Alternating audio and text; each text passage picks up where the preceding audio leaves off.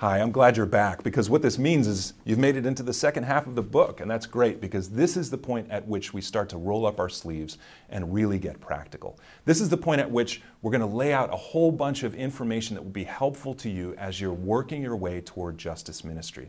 It lays out a three-step process that my church mobilization colleagues and I at IJM have worked through with hundreds of churches who have found meaningful engagement in the work of justice. But before we begin, we actually do need to address the issue of fuel. Because it turns out most people come to the issue of human trafficking or modern-day slavery because they're angry about the suffering that other people are experiencing. This anger and outrage is completely normal. It's a normal human reaction, but it turns out it's not the best kind of fuel for the journey. Anger, outrage, they'll get you out of the gate really fast, but you're going to burn up before you hit the first turn.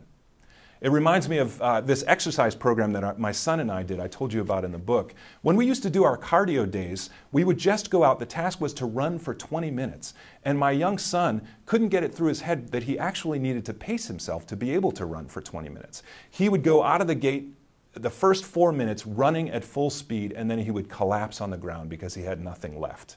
And it took him a long time to learn that actually pacing himself was going to mean that he would be able to go a longer distance in the end.